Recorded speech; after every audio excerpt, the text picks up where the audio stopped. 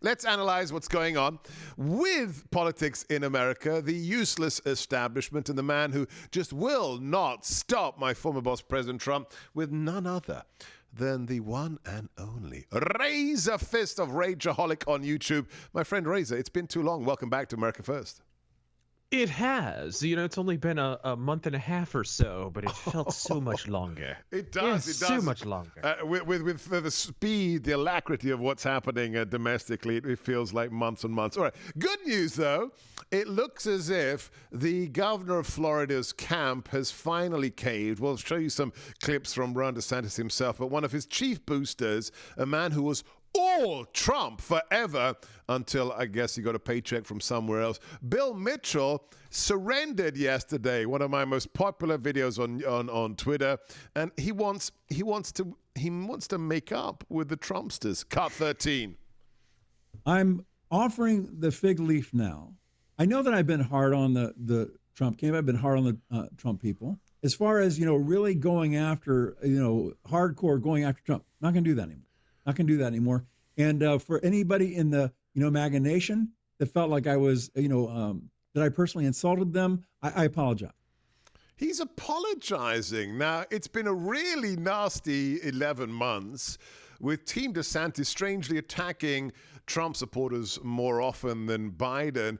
Do you think the apology will be accepted, Razor Fist? I wouldn't expect it to be. And hey, if this whole presidential politics thing doesn't work out, given the poll numbers, DeSantis can always go back to being a lumberjack for bonsai trees. I think it's hilarious. Bill Mitchell, I had followed. I used to follow him like regularly or whatnot.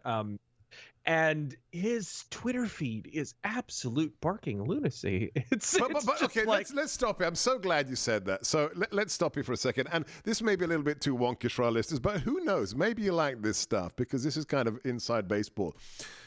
Yeah. A lot of the people who became the surrogates, the boosters for the governor of Florida, are known to me. I've hung out with them on the, outskirts of CPAC, around Mar-a-Lago. These were massive Trump supporters. Then they did this 180 overnight, became incredibly vituperative against the man they formerly supported, which is amusing because all of their old tweets could be dug up rather rapidly, and Bill Mitchell is one of them. But then, as you said, they kind of lost any kind of normal sense, detached from all reality. Do you have any theory about how that is or why that is? Yeah, I mean, you look at the numbers and like they're convinced that they've got Iowa in the bag, right? And it's like Bill Mitchell's feed, he has turned into the oracle of opposite day. And don't even get me started about what's happened with Ann Coulter, right? Like Ann Coulter hasn't been the same since she came in second at Preakness, frankly, at this point. But honestly, I think it is people who expected perhaps to get special dispensation from the Trump White House once he got into office of some kind. You mean this is the Chris Christie effect en masse? Yes, thank you. And somehow in this primary, despite all common sense logic and, basic mathematics, Chris Christie's clinging on like grim death to the primary process. You'd think that podium was a po' boy, right? You cannot pry this guy off it. So can I? I'm sorry. You mentioned Coulter. I saw Coulter post this yesterday, and I had to just quote tweet it. This has to be a psychosis. This is one of the most formally influential conservatives out there who said, no one who supported Trump in 2015 supports him now. And then I just quote tweeted her the latest figures for support of President Trump, which has him 52 to 48 against Biden and at 68% amongst GOP candidates. And I'm thinking, is that a new 68% that he just, grew in a test tube and are not the 2015 supporters? It's as if people's brains fell out of their craniums, Razor Fist.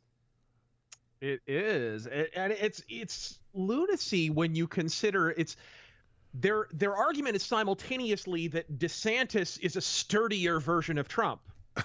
And yet at the same time, they bemoan some memes about, some height enhancement, shall we say, that Trump has dropped on Truth Social. It's like, so wait a minute, is he William the Conqueror, or is he fragile fine china that we have to keep in a cabinet and we can't touch? Like, what? How does exactly? I like the mini-me analogy from Austin Powers, right? And those lifts are about as subtle as Biden's hair plugs. Let's just say that. Yeah, they're about the only lift he can't get these days is in the polls, though. I saw he's in 3rd place in Iowa in 2 separate polls, and now he's kind of neck and neck a little bit. In the last one I just saw, I just recorded a video, incidentally, about DeSantis's slow decline. That's going to come out, I think, tomorrow or the day after. All right, you've got it. We're going to continue the discussion. We'll do it in the break for our Rumble viewers. He's the author of the Night Vale series of books. Super excited. The Long Moonlight, Night Vale, Book 1, and Death Mask. And in February, his new graphic novel, The Ghost of the Badlands, will be released. Follow him in the meantime for some of the most amazing cultural, political analysis you'll ever find. It's the Rageaholic channel on YouTube and on Twitter. He's got a very good, very acerbic Twitter game. At RazörFist, the O is a 0. I'm Sebastian Gorka. If you want to stay up to date with what we provide for you here, make sure you're following us. We're on all the social media platforms. Just look for Seb Gorka, Sebastian Gorka on Truth Social, Twitter, Facebook, Instagram, Parler, Getter. Don't forget the Salem News channel app where you can watch the show in addition to your Roku, your Fire Stick device. And for unique content from me and access to me, my Substack, SebastianGorka.substack.com. That's SebastianGorka.substack.com. We are back with the one, the only RazörFist. Follow his Rageaholic channel. Superb analysis of cultural issues, political issues. If you're into gaming, he is your man. And follow him at RazörFist on Twitter. All right, I want to continue this thread of the kind of lack of any sense of reality in the political world, and also the extremism that they seem to be setting up by the Trump is a Nazi narrative. You've been helping me understand what happened to Team DeSantis. He did a long interview with Kirsten Welker at the weekend where he seemed not to have a good response at all to the use of this extremist language against the man who helped make him governor of Florida. Cut 9. Mr. Trump is campaigning on the idea of retribution. He's promising to jail his political enemies if he's reelected. He's also referred to some of his political opponents as vermin, language that people, frankly, across the political spectrum say harkens back to Nazi Germany. Do you think that kind of language is presidential? Well, I think even beyond that, the issue is why are you running? Are you running for your personal issues, or are you running for the American people's issues? And I'm running for the American people's issues. And now that's a very weak dodge. Your reaction to the fact that he can't respond to this attempt to turn President Trump into, quote-unquote, a Nazi RazörFist? Well, you may have caught on to this, but Ron DeSantis is. Did you catch that exchange with him on that podcast a while back where the guy offered him a pair of boots? Yes, and oh my gosh, like, Patrick Bet-Davis. Yeah. Yes, he's like, I can't accept gifts. I can't accept gifts. And it's like a normal human being would have just made a short joke and moved on. You know, just normal. But the guy is biologically incapable of a normal human interactions at times. It's just mind-blowing. But I think you've hit on something. I think the guy is on the scale somewhere. I mean, there is this... No, there are reports that, and I've met him, that he doesn't empathize with other human beings. That's why his wife is so important part of the package, because she's the one who works the room. Absolutely, and I think it's a legitimate hindrance. I think, I thought he performed okay in that debate, even though the debate ultimately was immaterial between him and Newsom. But there were a few times where you were just watching him going, he's behaving oddly, and his responses are really strange, right? Just not normal. Like, I feel like if we broke out the Voight-Kampff test, I think we would have gotten a reading. For those of you who aren't big geeks and don't agree with me and raise a fist that Blade Runner is the greatest movie ever made, the Voight-Kampff test, I was actually reading Do Androids Dream of Electric Sheep yesterday, is the Philip K. Dick empathy test that was used in the Blade Runner movie to check if you're actually a replicant or a human being, because human beings should have some empathy. If you don't have empathy during the test, you're either a psycho or you're a replicant. We don't have Voight-Kampff tests at the moment, but maybe we should, and maybe we should use them against presidential candidates. Because I tell you one thing, my former boss empathizes. Maybe it's because he was working in Queens as a kid. You get to know real humanity working in Queens as a kid when your dad is managing contracts in perhaps the hardest real estate market in the world. We're talking to Rageaholic, author of The Ghost of the Badlands. I can't wait for it to come out. They've got an Indiegogo. You can check out the images there. In the meantime, you've got to follow him at the Rageaholic YouTube channel, Superlative, and on Twitter at RazorFist. But please note, the O in Razor is in fact a 0. We will continue our discussion on what is happening in politics and what does the next 11 and a half months presage for us here on America. So there is a couple out there, members of the commentariat. The husband I knew as a dissident from Poland, ended up as a writer for The Economist, and then went back to Poland after the changes to become their foreign minister. His name was Radek Sikorski, and he married Anne Applebaum, who wrote one of the best books on communism called Gulag, which was just a masterpiece historically, which proves that you can be a good historian but also a political lunatic. Anne Applebaum has now become patient 0 of Trump derangement syndrome, and here she is proving it on CNN Cut 14. Well, famously, Trump told John Bolton, "I don't give a shit about NATO," and Bolton has said that, in his view, the only reason Trump didn't act on it is because he and Rex Tillerson and Mike Pence and Mike Pompeo prevented him from doing it. None of those people will be in the White House or anywhere near the White House in Trump's second term. And remember, what's really important about NATO is that it's not just a treaty. It's a treaty that says, okay, everybody who signed it should, in theory, come to the aid of anybody else if they're attacked.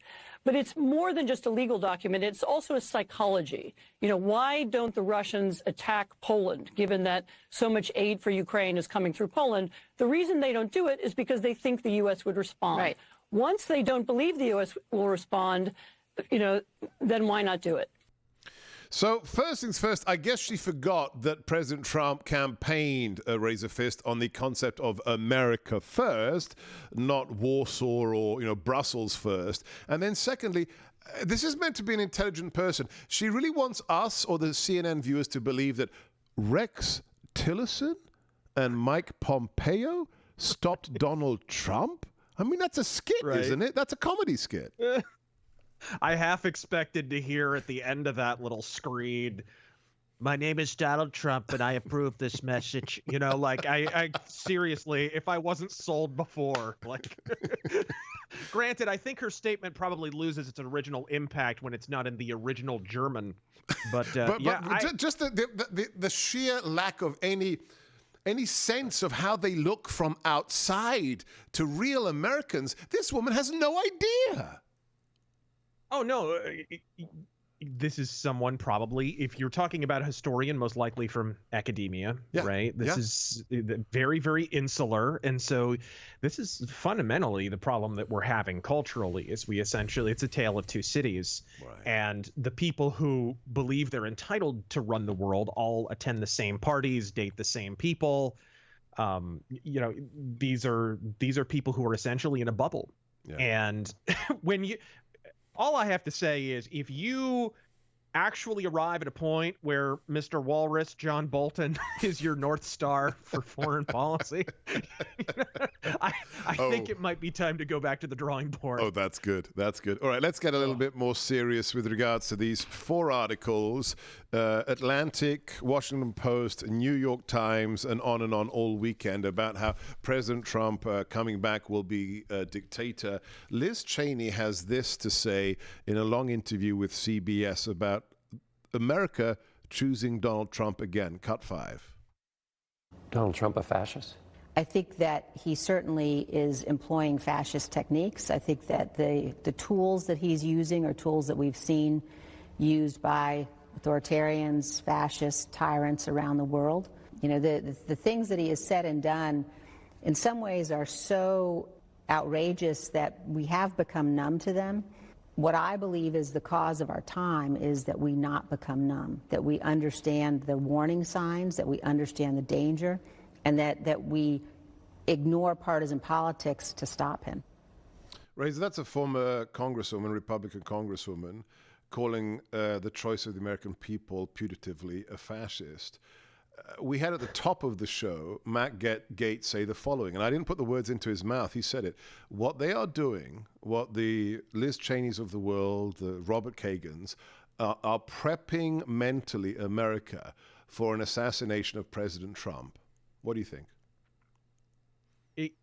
I mean, obviously, the game of ideological brinksmanship is being carried to that point for a reason. It's certainly not historically borne out, right? If we're talking a fascist, the founder of the fascist party is the head of the Milan chapter of the Italian Socialist Party, right. Benito Mussolini, right. Who's a former Marxist, who was banging a Marxist woman at the time, who, you know, his economic policy involved glorious little snippets you can read from Fascism, Doctrines and Institutions, page number 36, in case you're curious. But calling President Trump a Nazi is saying, well, you know what, Nazis are bad, and you know that guy von Stauffenberg, he tried to kill Hitler, and he was a hero. Yeah. But what we're saying here is he's not even coming from the same ideological root, right? Mussolini was an economic interventionist. He called his positions corporatist, but, you know, his famous quote is, intervention in the economy will rise if incentive is lacking or matters of the state are involved. That intervention may take the form of direct control. That doesn't sound very pro-capitalist Trumpian to me.